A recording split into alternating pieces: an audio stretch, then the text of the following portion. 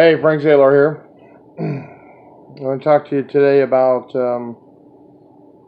an engine that I'm planning and basically building. It's a Mopar 440. The owner of the engine wanted a certain horsepower figure out of it. At first, he was trying to do it with, I'm going to buy these heads, I'm going to buy this cam, and I'm going to put it together, and hopefully it'll make that power. Simple mathematics, RPM range, compression will dictate pretty much what the horsepower level that you should expect. And I always shoot for 100% efficiency. But sometimes you get lucky and you can exceed 100% efficiency. So if you have a head that flows 330 CFM, you should expect 660 horsepower if it's built correctly.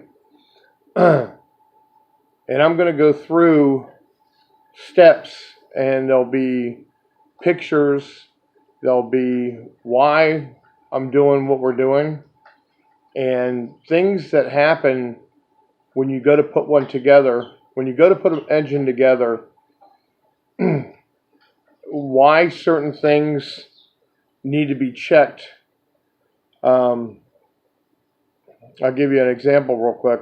A 454 I did some time ago had an old style piston in it. It's a brand new piston, but it's an old style piston. And this is the same situation with this 440. These piston designs were designed 50 years ago. And a big block Chevy had a 219 valve, and on a big block Mopar, they used a 214 valve. Well, we put a set of heads on this 454 and had a 225 valve. It doesn't sound like much of a difference, and it's not really. But when we checked piston to valve clearance, we noticed the radial part of it was too close to the dough. It was so close that when I put marker on it, it actually left a little red stripe on it. I built a 406, old 406, a long time ago, and I had the pistons in the block, and I want you to assemble your short block so you can check to see if you have proper piston to valve, proper deck, and you need to make sure that the radial side of the valve will actually go into the piston. If you don't, let me give you an example. On my 406, when I laid the head on there and I turned the motor over, the head was actually moving. The piston domes, I think they were 8cc Wiseco's or SRPs, were actually hitting the combustion chamber a little bit. Well, I called my buddy Jimbo. I said, hey, how should I handle this? And he said, just do a little massaging, because it was hitting near the spark plug, a little massaging by that. Well, I did it on the head, and I stuck it back on, and it cleared. And then I was worried about that the piston would be too close to it. He said, well, what did you have it set up as? I said, I just put the head straight on the block. And what size gaskets are you using? I said, an 041 crushed gasket standard. He goes, yeah, you'll have plenty of room. So 041 thousandths clearance between the top of the piston and the combustion chamber is satisfactory. Now, will it cause hot spots and things like that? I don't know. It didn't on this motor because it was a race gas only motor. This cylinder head that we're putting on this 440, sorry about that, is a tight, modern style CNC chamber. Tight, modern CNC type chambers, especially the way, if this is the intake valve, if the chamber comes off the intake valve and makes a clear, nice path, you don't want to mess with it, because that is the ultimate area for flow. There's a great cylinder head guy that's way above any of us. It should be an extension of the valve job. And that's pretty much the way these heads are. So if you do have a piston to piston to head clearance, don't mess with that chamber that's been designed. Modifications on that could drop you in CFM tremendously. I'm gonna massage the pistons if I have to. It's a lot easier to button up the motor or mark the pistons, and I don't care what kind of time it takes, man. If you mark them and you've got to take a fucking piston out and do it and get one to fit it and put it back in, then fucking do it. Okay? This isn't a fucking race to see how fast you can build it. It's a race to see how good you can build it. Bearing clearances, ring clearances, and this is another thing that a lot of people forget to check, is rod side clearance. Okay? This has a 4340 crank in it and 4340 rods in it.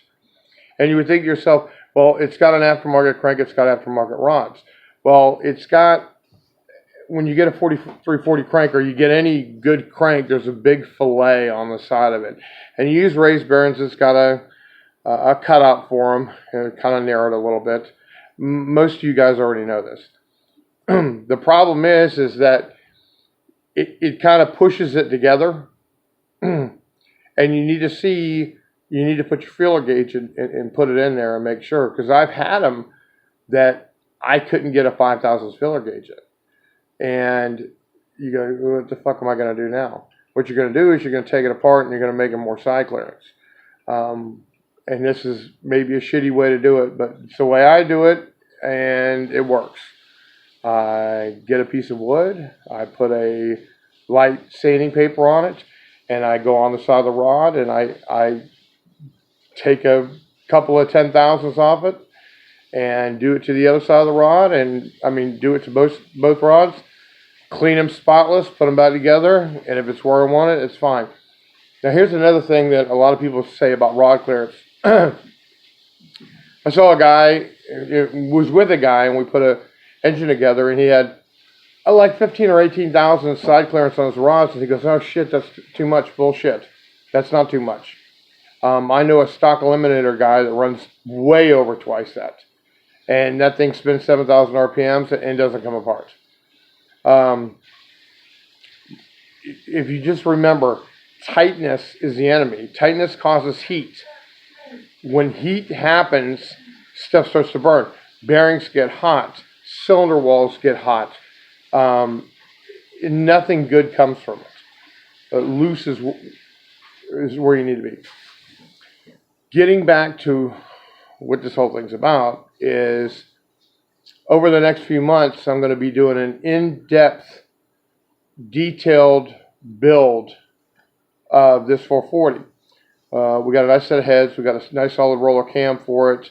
A good crank, a good rods, and good pistons. Now, this is what you think. We've got a 1967 block. We got a 4340 crank, 750 horsepower, 700 horsepower, it doesn't matter. 4340 rods, H-beam, same thing. Set of forged pistons, set of good rings, 16, 16, 316. And you go, yeah, and it's main studded, and it was line honed, and it was decked. And I also had the block magnafluxed to make sure it's not cracked, because again, it's over 50 years old. When you think about it, you go, yeah, the motor shouldn't break. It's got good parts in it. It's got good parts on the bottom end. The parts isn't what's going to break. The weak part of that is actually the block. You have a 1967 block. Yeah, it's okay. but it's not like an aftermarket block where it's all thick and heavy and so on and so forth. It's kind of overbuilding. You don't want to break anything. What are you left with? Unless, especially on a Mopar, what are you going to do? Go buy a $5,000 block? Some guys do. This is not in the budget. But anyways, just let you guys know that this is what I'm going to be doing. I'm going to try to do a lot of pictures and a lot of descriptions over the next probably 6 months. And when we get done with this, we should dyno it. I'm pretty confident what it's going to make, but you never know. So I'll keep you informed. Later.